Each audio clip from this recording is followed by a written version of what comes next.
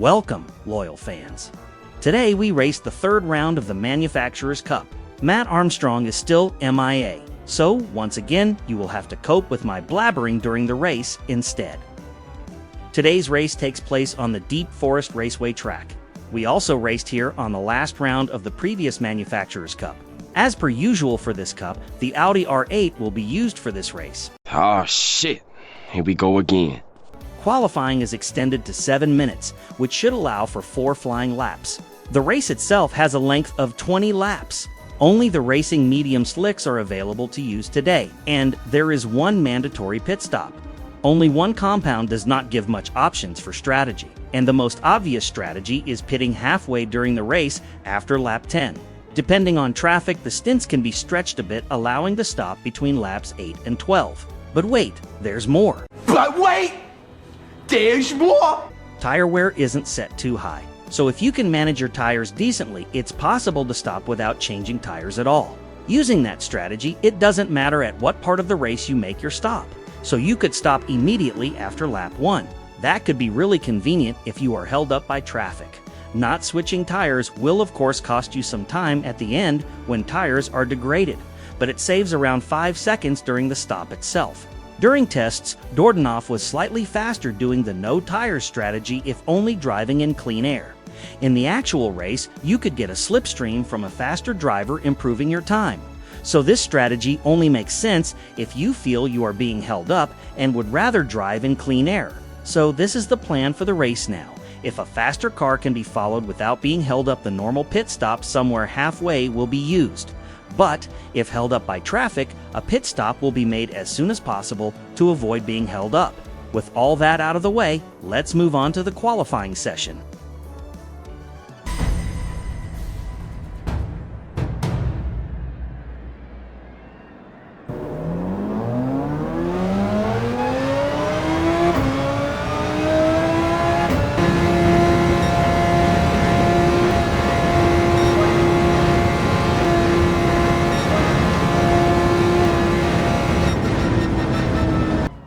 That was a decent lap, resulting in a 5th place on the grid.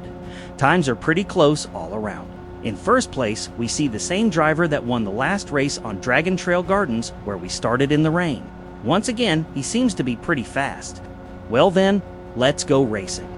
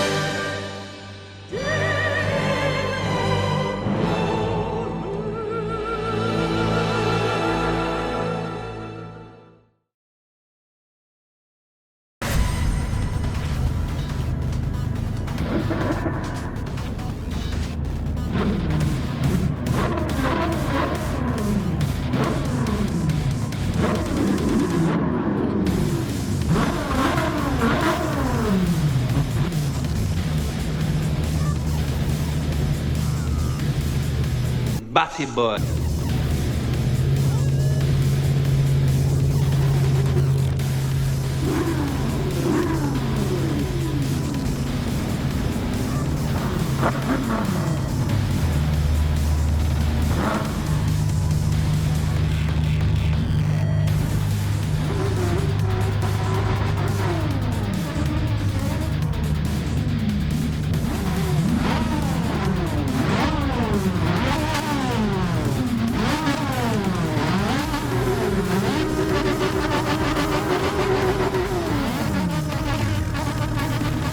We saw this driver on Road Atlanta as well.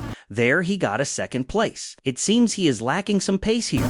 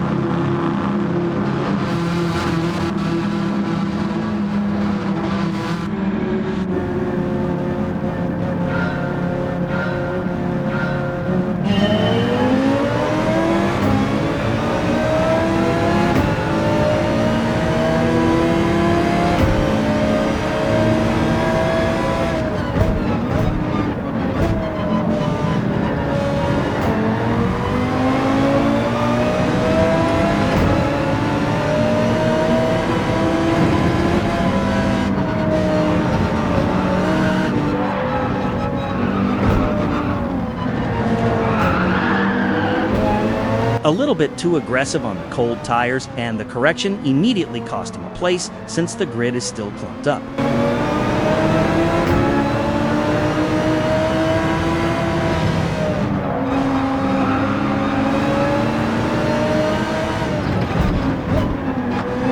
Rise, motherfucker!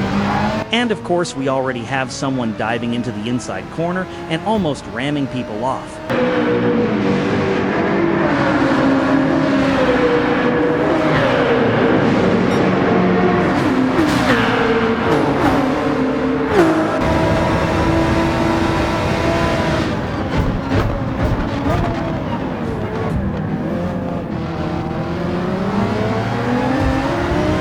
It's constant contact and blocking everywhere, so by now Dordnoff has decided to immediately head into the pits. We don't see anyone else going into the pits, which is a plus. The more drivers stay out battling with each other, the better this undercut should work.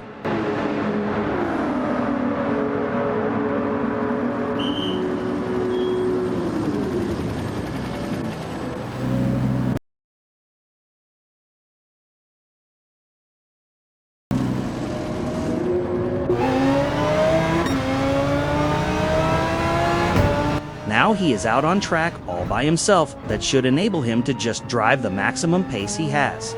Only downside is not having a slipstream, but with all the bunched up cars, the amount of time lost would probably outweigh the slipstream anyway.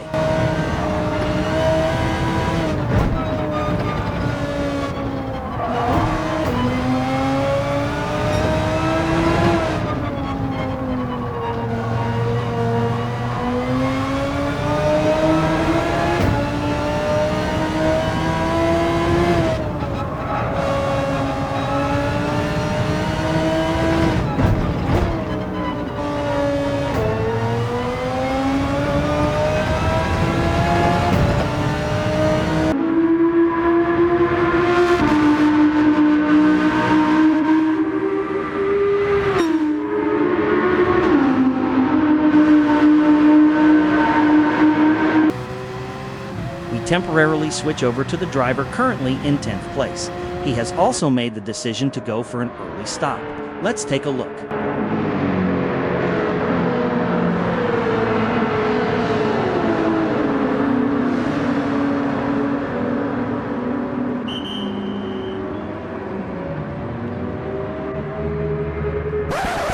Wait, what's this? He is changing tires. This makes no sense! You are right, that does not make sense at all, and must be a mistake. He will get to drive in clean air, but it costs 5 seconds for only 1 lap fresher tires. That is simply wasted time.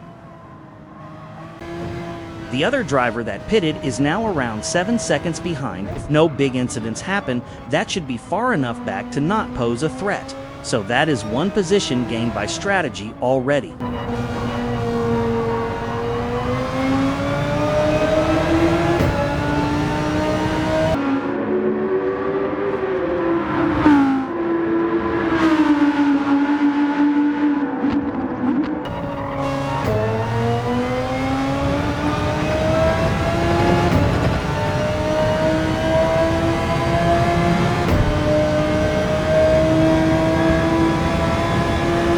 He even managed to set a purple final sector here. That should mean the clean air is helping him get better lap times than the cars in front.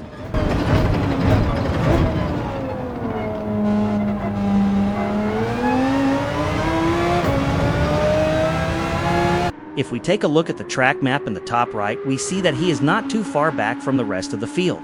The pit window is around 26 seconds, so ideally he should close that gap to the front runners. In certain corners, the next car in front is already visible. It would be nice if he can get closer and maybe get a bit of a slipstream, but on the other hand, he doesn't want to be held up by the back markers either.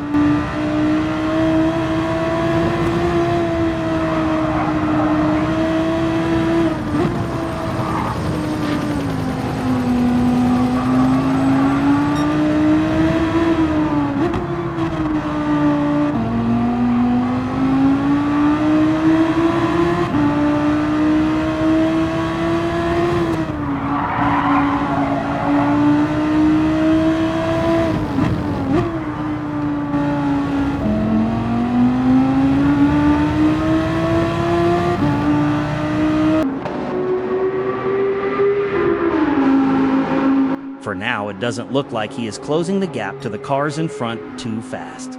Let's skip a bit towards the next action. Hello, adventure skip.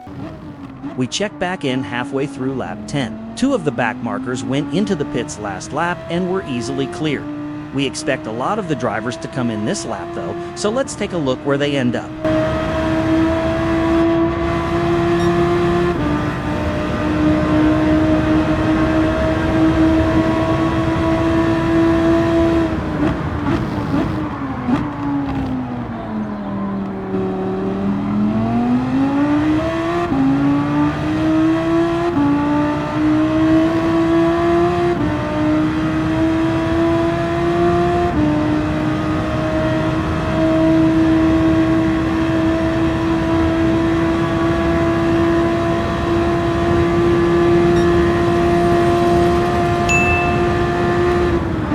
That is rather close to P3. Now we have to keep in mind the drivers coming out of the pits will have fresh tires. For now, Dordonov's tires should still be able to compete, but they will start dropping off soon.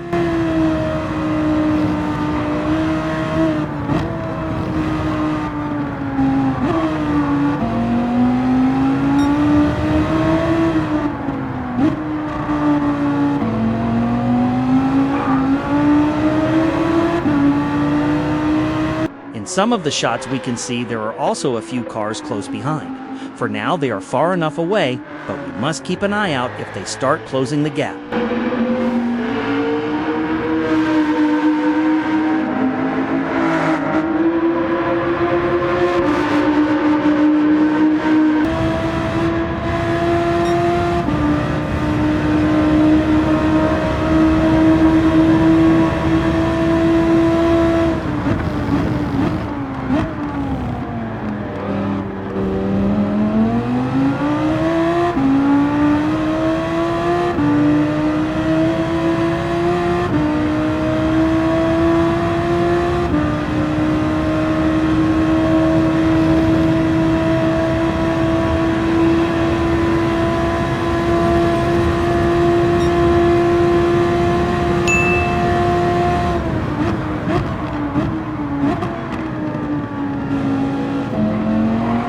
After all these stops, things are not looking too bad.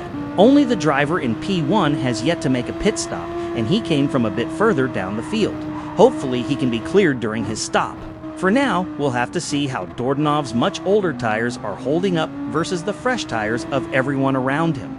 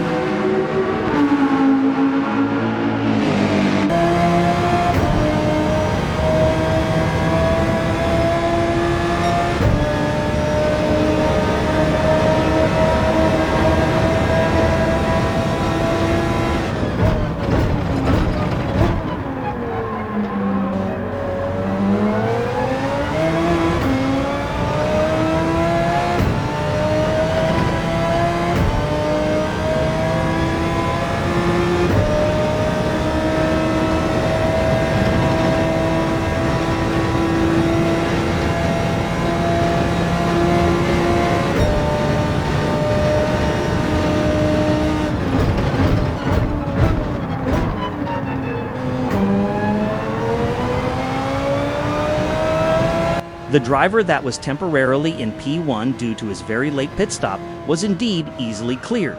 For now, it's a nice P4, and the strategy seems to have worked beautifully. But we will still have to see how the pace compares.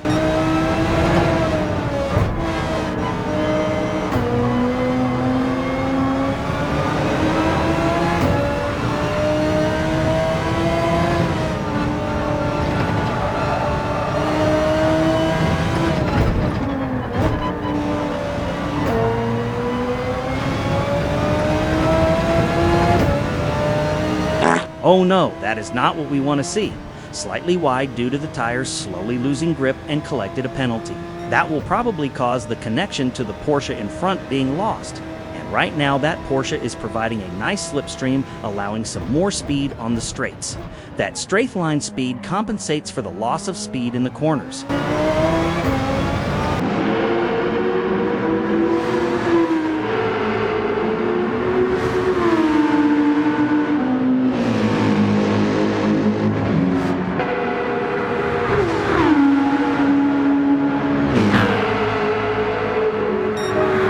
Posting his fastest lap of the race in lap 14 due to the toe of the Porsche really shows how much the slipstream helps out here.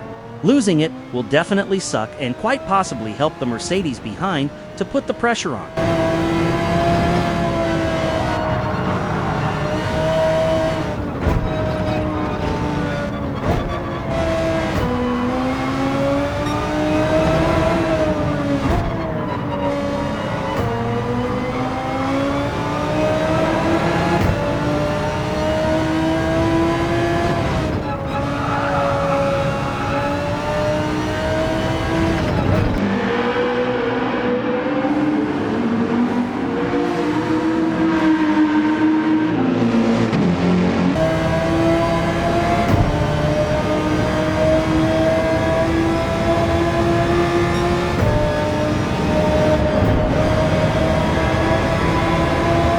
For now, the Mercedes has not been able to pass, but the slipstream of the Porsche is now lost, and the Mercedes is instead closing in on the slipstream now. This terrible exit from the hairpin due to misjudging the brake marker with the altered speed certainly doesn't help either.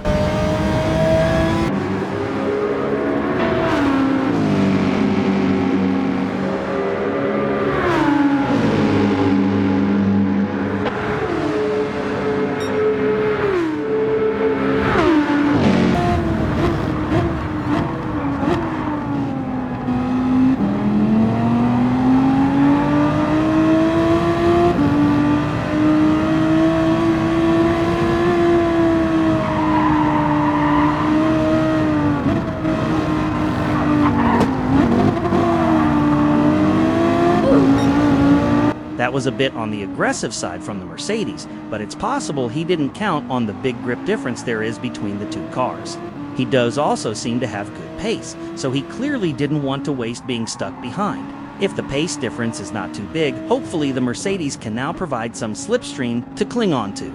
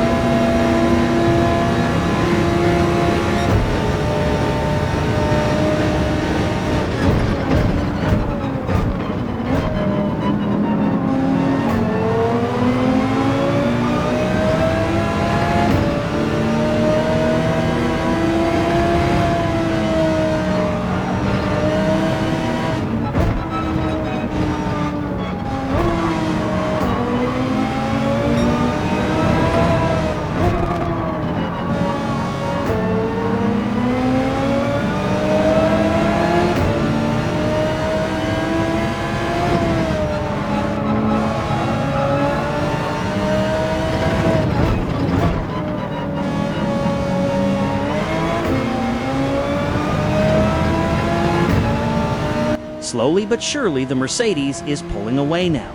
There is just over 4 laps to go in this race, but it looks like Dordonoff will have to manage on his own without a tow from a car in front. Hopefully, he will still be able to hold on to his 5th place.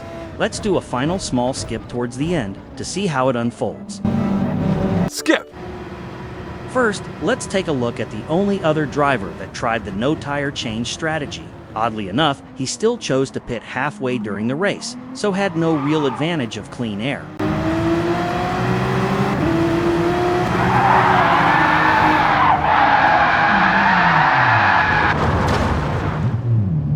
And And that's the risk you run when your tires are heavily degraded. It's way easier to make a mistake and spin out, and the advantage is immediately lost. We check back in just before the end. The Mercedes in front has pulled away, and the Ferrari behind has very slowly been gaining ground. But it doesn't look like that will be enough for him to take the 5th place away. If he doesn't make any mistakes, Dordanov should be able to hold on to this 5th place until the finish line.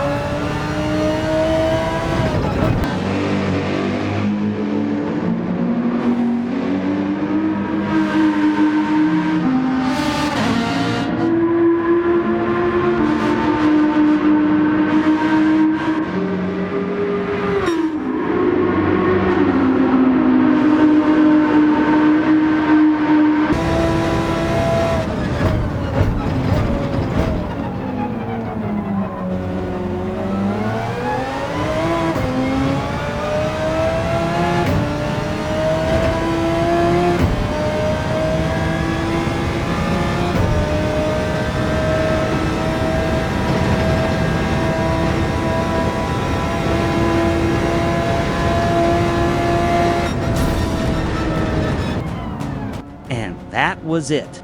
A rather tricky race with tires that were pretty much completely gone at the end, but overall it was a controlled and consistent drive nonetheless. The no tire change strategy worked nicely and prevented getting stuck in traffic or being punted off.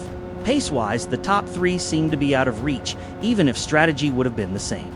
That 4th place might have been on the table, but a top 5 finish in these strong lobbies is definitely a good result.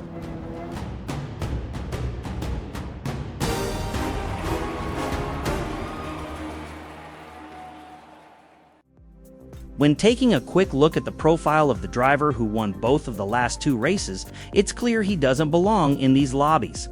Already being an A-rated driver with 46 races, of which 29 were victories, proves he is a very fast driver. Hopefully, he will gain enough rating from these victories to be promoted out of these brackets soon, so the rest of us mere mortals might have a chance at a victory again. Anyway, that is enough complaining. Stick around for the standings at the end, and we will see you in the next one.